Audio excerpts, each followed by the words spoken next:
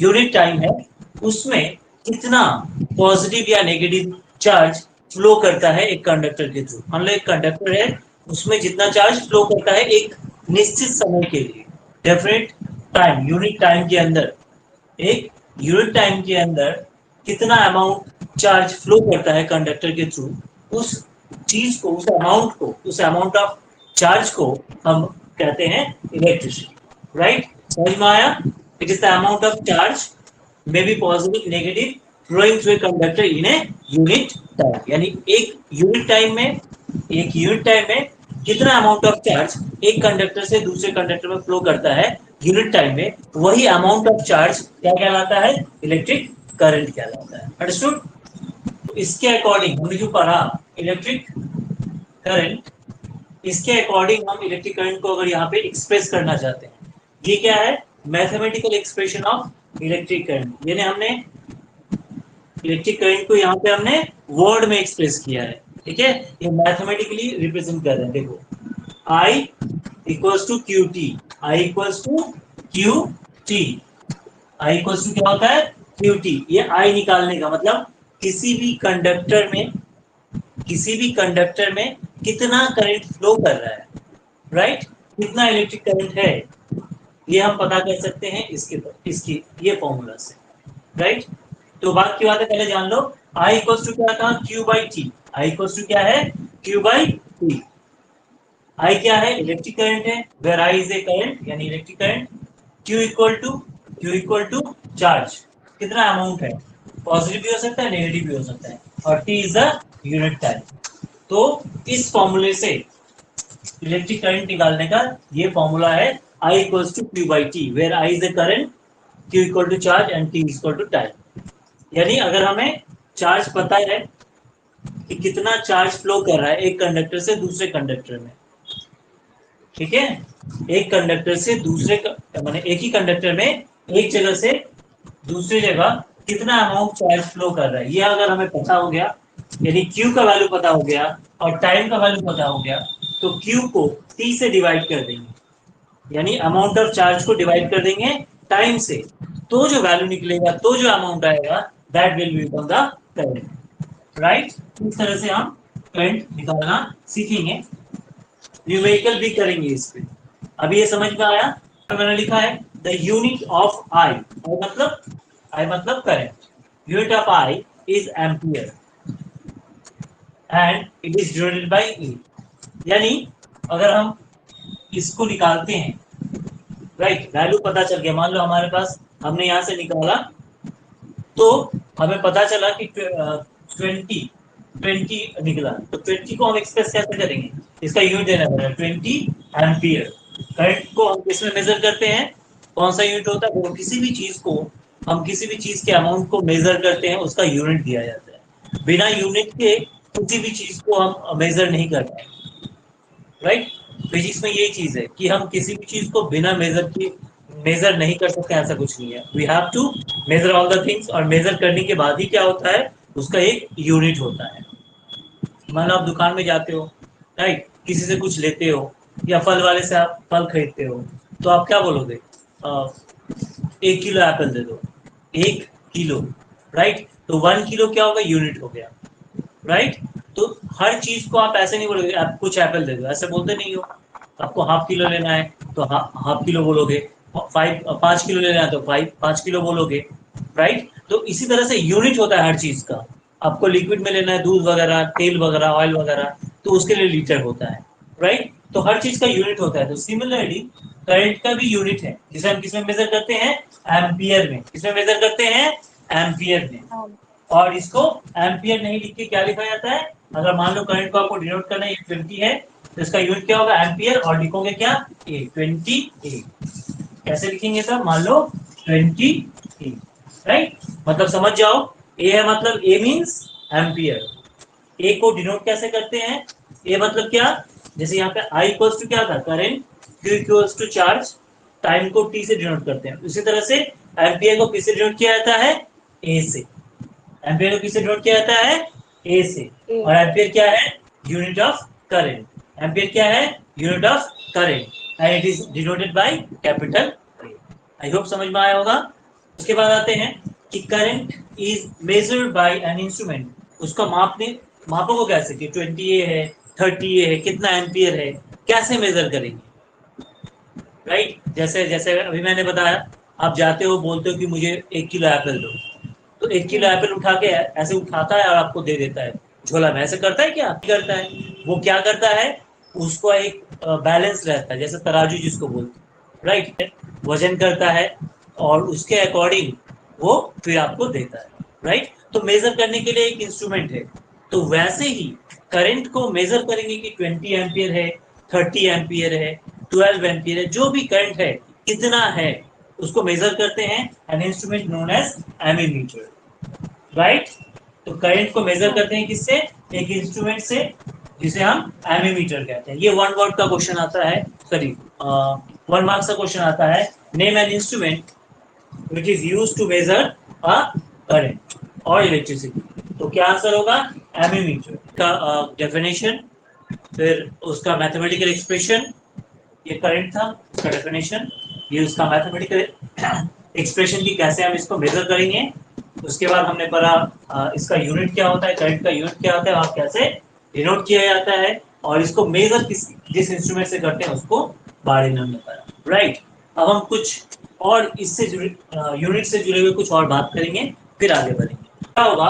when 1 coulomb of charge flowing through any cross section of conductor in 1 second, यानी आपका एक conductor है, मान लीजिए ये कंडक्टर है, यही अगर एक कंडक्टर है, कंडक्टर तो जानते हैं कि वो मटेरियल होता है जिससे आसानी से इलेक्ट्रिक पास कर सकता है, राइट? तो मान लो ये कंडक्टर है, तो इससे जो करंट फ्लो करता है, इससे जो करंट फ्लो कर रहा है, कितने चार्ज होता है, उसका चार्ज कितना रहेगा? 1 कूलम। कितना चार्ज रहेगा? 1 कूलम का चार्ज जब फ्लो करेगा 1 सेकेंड के लिए, 1 कूलम का चार्ज फ्लो करेगा 1 सेकेंड के लिए उस कंडक्टर में, तो जो उसमें जो फ्लो करता है उस समय यानी 1 कूलम का चार्ज 1 सेकेंड के लिए जो फ्लो करेगा, तो जो अमाउंट उस समय मिलेगा करंट का, वो कहलाता है 1 एम्पियर ऑफ करंट। क्या बोला, समझ में आया? 1 एम्पियर ऑफ करंट। देखो मैंने इस चीज को यहाँ पे मैथमेटिकली एक्सप्रेस किया है कि 1 ampere equals to 1 coulomb by 1 second, right? Charge कितना है? 1 कूलम है। चार्ज कितना है? 1 कूलम है। और टाइम कितना है?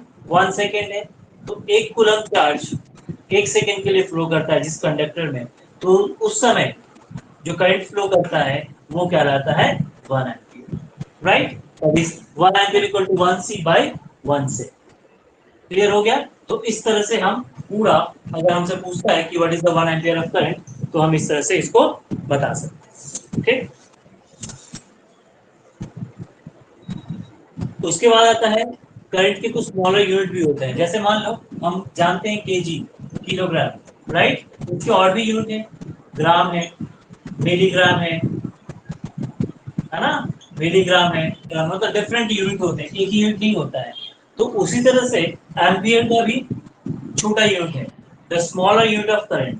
करंट का एक यूनिट हमने पढ़ा, स्टैंडर्ड यूनिट होता है एम्पियर। अब एम्पियर का भी छोटा यूनिट होता है milliampere, that is the smallest unit of current, right? और इसका रिलेशन क्या होता है? What is the relation between the milliampere and ampere? तो जिस तरह से किलोग्राम और ग्राम के बीच रिलेशन होता है, उसी तरह से होता है। मतलब 1000, अगर बोले हम 1000 milliampere equals to 1 ampere, यानी एक एम्पियर में कितने होते हैं? 1000 मिली एम्पियर होते हैं, राइट? यानी 1000 मिली एम्पियर मिलेंगे तो एक एम्पियर बनेगा। तो उसका उल्टा रिलेशन क्या होगा? 1 milliampere equal to 1 by 1000 ampere, that is 1 milliampere equals to 10 to the power minus 3 ampere. That is the relation between the ampere and milliampere. यहाँ तक समझ में आया? तो जैसा कि दिख रहा है, an electric bulb draw current 0.25 A for ampere, right? यानी ये क्या है? करंट का वैल्यू है, और टाइम दे दिया फॉर 20 मिनट्स, राइट? तो क्या क्या दिया हुआ देखो, पहले क्वेश्चन समझ लेते हैं। An electric bulb draw current 0.25 ampere for 20 minutes, right. तो यहाँ पे अगर देखोगे तो क्या मिल रहा है तुम्हें, करंट का वैल्यू है, करंट कितना है 0. तो करंट मतलब आई 0.25 एम्पियर, राइट। और टाइम कितना है 20 मिनट्स, टाइम कितना है 20 मिनट्स। ये दो चीज दिया हुआ है, देखो an electric bulb draw current, current दिया हुआ है, वैल्यू दिया हुआ है, करंट का वैल्यू दिया हुआ है I, that is I equals to 0.2 ampere, और टाइम कितना है 20 मिनट्स। इतना तो समझ में आया। इसके बाद कैलकुलेट क्या करना है, we have to calculate the amount of electric charge. Electric charge को कैसे डिनोट करते हैं, याद था तुमको, Q, Q equals to electric charge लिखाया करना है, पिछला वाला, ठीक है, दैट फ्लो द सर्किट, यानी क्यू बोल रहा है, हमें क्यू निकालना है। क्वेश्चन समझ में आया, ये इलेक्ट्रिक करंट है जिसमें आई का वैल्यू दिया हुआ है, टी का वैल्यू दिया और क्यू का वैल्यू दिया हुआ है, राइट। तो हम अगर फॉर्मूला को रिमेंबर करें, राइट, करंट निकालने का फॉर्मूला मैंने कहा था, स्टार्टिंग में हमने पढ़ा था कि आई इक्वल्स टू क्यू बाई क्या था, टी था, याद आ रहा है ये वाला formula, I equals to Q T, I equals to Q T. तो इसमें क्या करेंगे, सबका जो जो वैल्यू दिया यहाँ पुट करेंगे और जो नहीं है उसका वैल्यू निकाल लेंगे, राइट। ये वाला फॉर्मूला यूज करके हमें ये वाला फॉर्मूला यूज करना पड़ेगा, ठीक है। तो हम यहाँ से देखो आई का वैल्यू दिया हुआ पुट कर देंगे, टी का वैल्यू दिया हुआ पुट कर देंगे और क्यू का वैल्यू निकाल देंगे। कैसे निकालेंगे चलो देख लेते हैं, लेकिन उसके पहले क्या करना पड़ेगा, हमें इस मिनट को क्या करना पड़ेगा, सेकेंड में कन्वर्ट करना पड़ेगा, क्योंकि टाइम किस में होता है, सेकेंड में होता है। हमने पढ़ा था, याद करो, एम्पियर 1 एम्पियर में क्या पढ़ा था हमने, 1 एम्पियर में क्या लिखा था, 1 एम्पियर मतलब 1 कूलम और 1 सेकेंड लिखा था, मिनट में नहीं लिखा था। टाइम कितना होता है, यूनिट, टाइम का यूनिट क्या होता है, सेकेंड, सबसे छोटा यूनिट लेना पड़ेगा, राइट। तो इसलिए मिनट जब भी रहेगा या आवर जब भी रहेगा हम उसे कन्वर्ट कर देंगे किसमें, सेकेंड्स। तो 20 मिनट्स हम जानते हैं कि किससे मल्टीप्लाई कर देंगे, तब 60 से मल्टीप्लाई कर देंगे। 20 को किससे मल्टीप्लाई करोगे, 60 से, तो वो क्या हो जाएगा, सेकेंड में कन्वर्ट हो जाएगा। तो 20 into 60 that will be second. चलो तो अब मेजर करते हैं, यहाँ पे वैल्यू पुट करते हैं, आई का वैल्यू, आई का वैल्यू है 0.25, क्यू का वैल्यू नहीं मालूम तो क्यू लिख देते हैं, और टी का वैल्यू ये वाला 2, ये वाला, ठीक है। अब क्या करोगे, क्रॉस मल्टीप्लाई करो, इससे ये मल्टीप्लाई होगा और ये निकल जाएगा, तो हमारे पास आएगा क्या, कुछ इस तरह से आएगा, Q equals to 2060 into 0.25, right, 2060 0.25। समझ में आने वाला, ये वाला क्या हो रहा है, इससे मल्टीप्लाई हो रहा है, ये वाला इससे मल्टीप्लाई हो रहा है, लीनियर इक्वेशन में जैसे हम लोग करते हैं मैथ्स में, ये वाला डिवाइड है ना, तो इधर आएगा तो मल्टीप्लाई हो जाएगा, राइट। तो इसीलिए क्यू यहाँ आ गया और ये जाके मल्टीप्लाई हो गया, तो इसको मल्टीप्लाई करेंगे तो कितना आएगा हमारा आंसर, इसको मल्टीप्लाई करो तो Q इक्वल्स टू 6 टू जा 1200 इंटू 0.25, आगे सॉल्व करेंगे तो आएगा हमारा 12.025, सॉल्व करोगे तो आ जाएगा हमारा 300 कूलम, 300 कूलम आ जाएगा। तो that is Q equals to क्या होगा, 300 कूलम। सी, चार्ज का हम डिनोट करते हैं, चार्ज का यूनिट होता है सी, राइट। इस तरह से हम निकालेंगे, ठीक है, समझ में आया, नोट डाउन इट। तो इस तरह के सम्स देखो जैसे दिया हुआ है, in a particular circuit, in a particular circuit, पहले क्या क्या दिया हुआ है वो लिखना है, क्या क्या दिया है यहाँ पे गिवन, नोट डाउन कर लो, गिवन क्या क्या दिया हुआ देखो। तो गिवन की बात कर लेते हैं, इन ए पर्टिकुलर सर्किट 600 कूलम, यानी चार्ज दिया हुआ है, चार्ज CHARGE, चार्ज को किससे डिनोट करते हैं हम लोग, Q से, चार्ज को किससे डिनोट करते हैं, Q से, दैट विल बी कितना दिया हुआ देखो 600 C, ठीक है, पहला चीज चार्ज दिया हुआ है, दूसरा देखो फ्लोइंग थ्रू इट, और 30 सेकेंड। दूसरा चीज दिया हुआ है सेकेंड, मतलब टाइम। टाइम टाइम को हम डिनोट करते हैं बाई टी से। कितना दिया हुआ? 30 सेकेंड, राइट। तो ये दो चीज दिया हुआ है, चार्ज दिया हुआ है, टाइम दिया हुआ है। आगे देखो क्या दिया हुआ है, फाइंड द अमाउंट, और हमें फाइंड आउट करना है current flowing through it. Current पता करना है, CURRENT। करंट मतलब आई। आई हमें कैलकुलेट करना है, to be calculated. To be calculated. Question समझ में आया? इस तरह से पहले लिखा जाता है क्या क्या दिया हुआ है, पहले हमें पता कर लेना। तो गिवन देखो, चार्ज दिया हुआ है 600 कूलम, टाइम दिया हुआ 30 second, and we have to calculate the current. क्या कैलकुलेट करना है? करंट मतलब आई। अब हमको पता ही है, हमने पढ़ा था अभी कि आई इक्वल्स टू क्या होता है? Q upon T। I equals to Q upon T, where I is the current, Q is equal to charge, and T is equal to time. बस सिंपल सी बात है। तो देखो I यहाँ पे Q का वैल्यू कितना है? देखो क्या है, चार्ज मतलब Q। Q की जगह क्या लिख देंगे? Q की जगह हम उस 600 वैल्यू लिख देंगे, 600 C। और नीचे टाइम, टाइम कितना है? 30 सेकेंड। तो देखो यहाँ पे सेकेंड में ऑलरेडी दिया हुआ है, अगर मिनट में रहता तो हम उसे सेकेंड में कन्वर्ट करते, आवर में रहता तो भी सेकेंड में कन्वर्ट करें। यहाँ पे सेकेंड में ऑलरेडी कन्वर्ट है, तो हमें कन्वर्ट करने की जरूरत नहीं है। तो हम क्या लिख देंगे? टाइम की जगह 30 सेकेंड। हो गया, बस काम तमाम। यही तो पता करना था। I equals to Q by T होता है। क्यू दिया है चार्ज जो कि 600 है, और टाइम है 30 सेकेंड। वैल्यू पुट करके अब हम निकाल देंगे। जीरो से जीरो कैंसिल, थ्री के टेबल में पढ़ोगे 2 टाइम, 3 1 जा 3, 3 2 जा 6, 0, यानी 20 क्या लिखेंगे? एम्पियर। करंट क्या होता है? करंट का unit ampere, 20 ampere, right. That is our answer. इस तरह से आंसर होगा। समझ में आया? तो क्या गिवन है वो पहले देख लेना पड़ेगा। अंडरस्टूड? चलो नोट डाउन इट।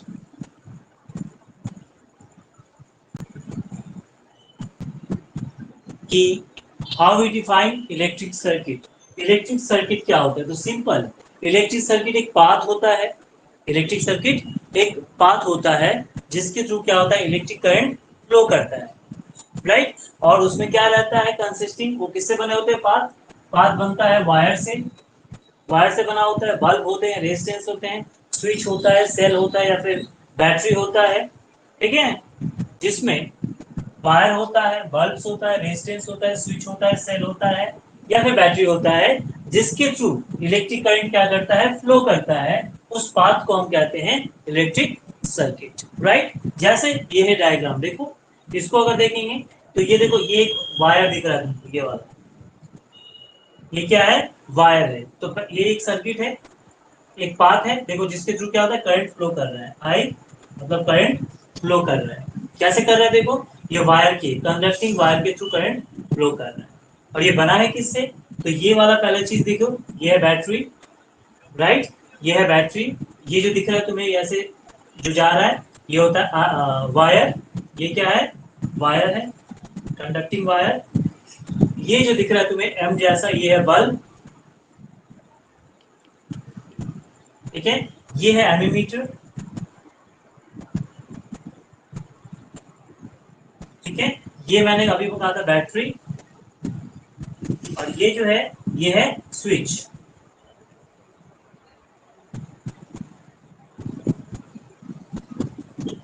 देखो तो समझ में आ गया। एक डायग्राम है, एक यही होगा, इसे हम इलेक्ट्रिक सर्किट कहेंगे। क्यों कहेंगे? क्योंकि इसमें देखो करंट फ्लो कर रहा है एक पाथ के थ्रू, और उस पाथ में बैटरी है, वायर है, बल्ब है, एमीमीटर है, स्विच है, और भी कुछ रेजिस्टेंस होते हैं। तो ये हो गया इलेक्ट्रिक सर्किट और उसका डायग्राम। आई होप समझ में आया होगा। Any doubt? तो जैसे कि दिख रहा है सिंबल ऑफ इलेक्ट्रिक कंपोनेंट। अगर हमें एक इलेक्ट्रिक बनाना है, राइट, जैसे अभी हमने ड्रॉ किया था, तो उस इलेक्ट्रिक सर्किट को हम कैसे ड्रॉ कर सकते हैं, कैसे बना सकते हैं?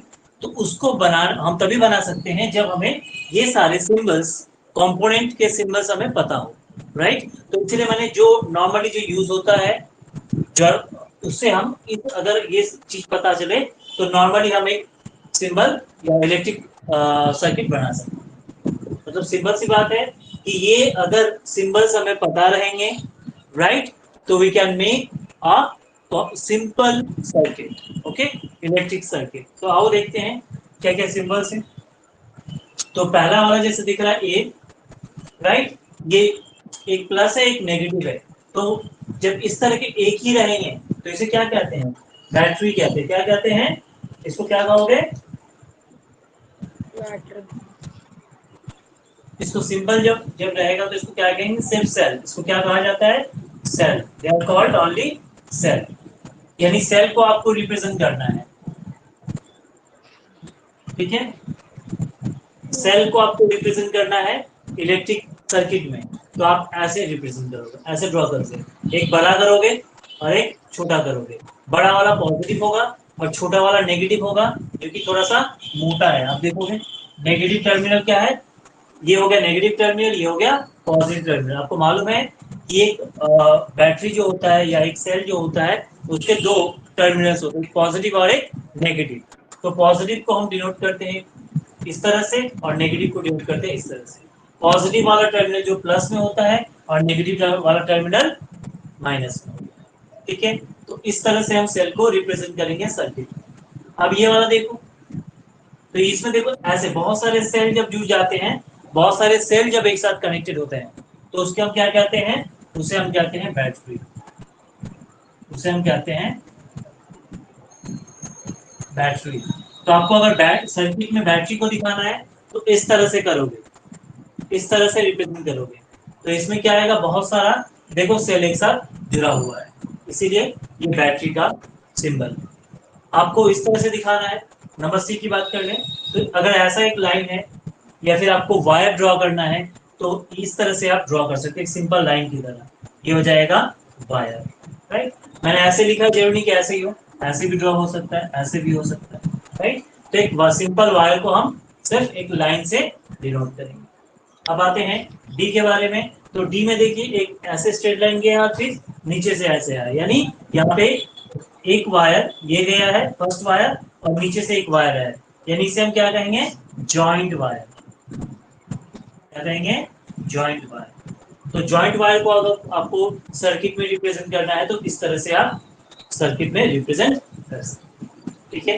अब बहुत ही इंपॉर्टेंट ई नंबर जो कि आपको दिख रहा है, ये क्या बोलते हैं इसको?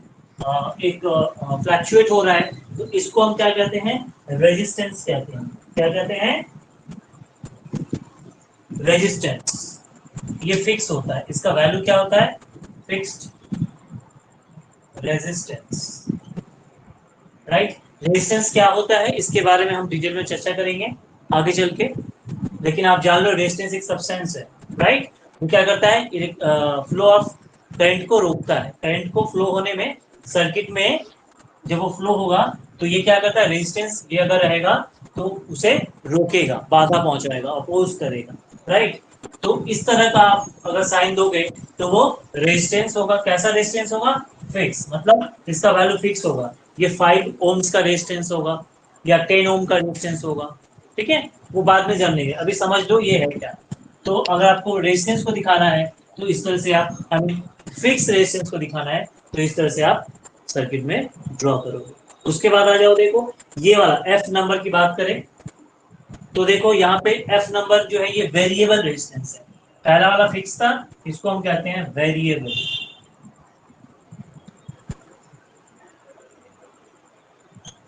इसको कहा जाता है वेरिएबल रेजिस्टेंस,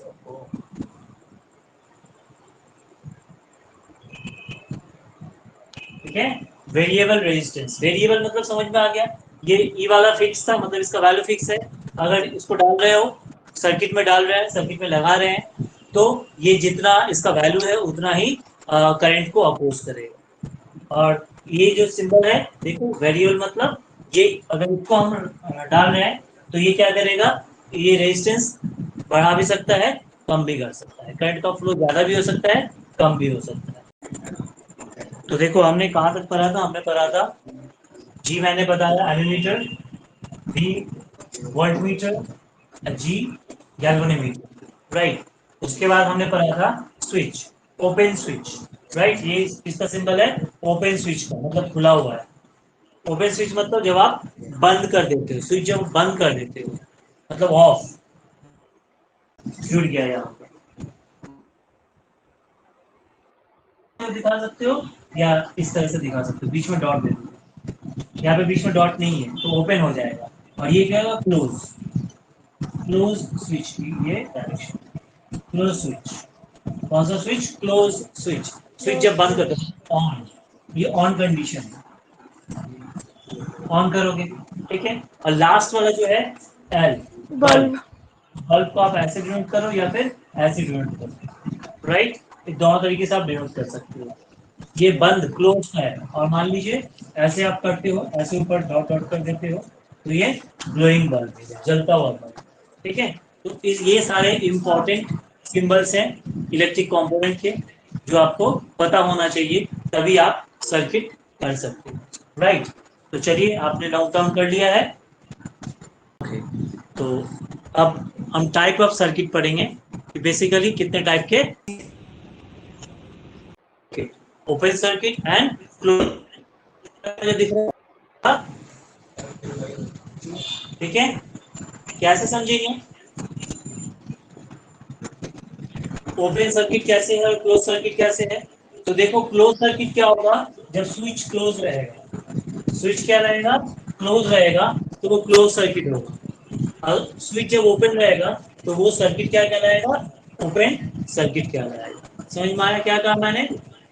क्लोज सर्किट वो सर्किट होता है जिसमें करंट का फ्लो होता है। देखो, यहाँ से स्विच क्लोज है, यहाँ से प्लस आ रहा था, पॉजिटिव आ रहा था, ठीक है। और यहाँ पे इससे पॉजिटिव आया, ऐसे करके रेजिस्टेंस से होकर इधर गया, और इधर से नेगेटिव साइड से गया यहाँ पे। तो ये बल्ब क्या करने लगा, ग्लो करने लगा। यानी जब स्विच क्लोज रहता है, स्विच जब क्लोज रहता है मतलब ऑन, राइट, तब जो सर्किट होता है electric circuit, that is called close circuit, right. और देखो यहाँ पे क्या है, यहाँ से पॉजिटिव चार्ज आ रहा है, यहाँ से नेगेटिव चार्ज, बट लेकिन यहाँ से देखो यहीं पे आके ये पॉजिटिव चार्ज अटक जा रहा है, राइट। तो ये चार्ज आगे नहीं जा सकता है, इसीलिए बल्ब भी नहीं जलता है। और इस जब स्विच नहीं जुड़ा रहेगा, ओपन रहेगा, स्विच जब ओपन रहेगा तो जो सर्किट होगा that will be called open.